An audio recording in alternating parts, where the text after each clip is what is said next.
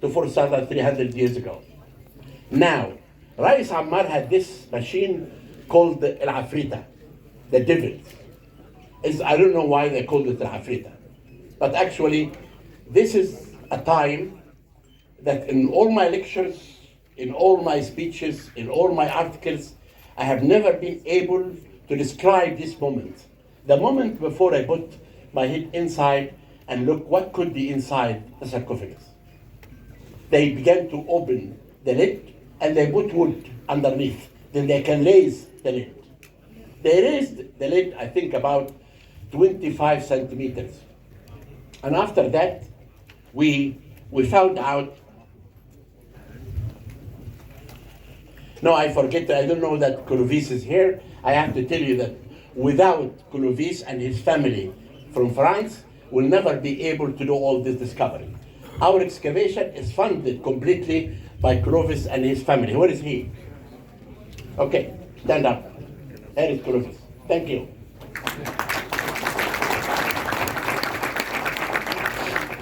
Then when they raised the lid of the sarcophagus to be 25 centimeters up, that is the moment. I had a flashlight in my hand, and this is the moment that I put my head inside to see what could be inside the sarcophagus. A beautiful mummy of a man, completely covered with layers of gold. We know that mummification in the New Kingdom reached its peak. But to see a mummy like this, dated to the Old Kingdom, in a good condition, this is really a good discovery in my opinion. We know from the Old Kingdom we have only one mummy of a king, and that mummy is shown inside the Imhotep Museum in Saqqara here. But the other mummies dated to the Old Kingdom are really in a very bad condition. But this mummy was in a very good condition. We still have another sealed shaft, that inside the shaft another room, and inside the room there is a big, large sarcophagus that we did not open yet. We are hoping that we can open this sarcophagus in a few days from now, because I think today it will be difficult to open the sarcophagus with this amount of people that came today. One of the major discoveries that I believe is more important than the tombs that we found are actually the statues that we found, because Saqqara revealed many statues in the last century. When you go to the Cairo Museum today, you'll find out actually how Saqqara gave Cairo Museum lots of statues of kings and individuals are shown in a beautiful way. I was in Cairo Museum yesterday to celebrate the retirement of Madame Sabah Abdelrazak, director of the Cairo Museum. She was a wonderful lady, did a great job, and this is why all of us had to go to tell her goodbye. I saw what Hassan Salim and Mahmoud Mabrouk and others did was really a very impressive work. And it will show that Cairo Museum, when you come to Cairo, you can see the Grand Museum is the peak of Egypt, will be when it's open soon. But I really believe that no one really can neglect Cairo Museum. When we made our strategy, we thought that the star of the Grand Museum is King Tut, and the star of the Civilization Museum are the mummies, and the star of Cairo Museum are the beautiful art and the treasures of Tanis, Yuya and Tuya, the great Old Kingdom artifacts. And this is why I really think that the tourists who will come to Egypt, they have to see the three museums. The statues that we found, Saqqara never revealed big, large statues like what we did in this excavation. And I really think these statues could be and important to be shown inside the Grand Museum in a special room with what we found in the Pyramid of Titi.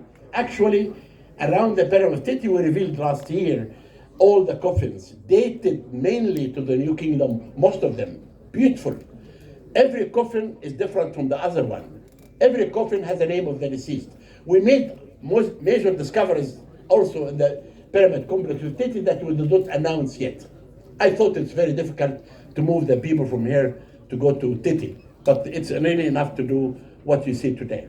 The 9 statues that we found under the ground was really beautiful. 9 beautiful statues. The best of them that I like is a statue of the lady making the dough. And it really showed in the beautiful way.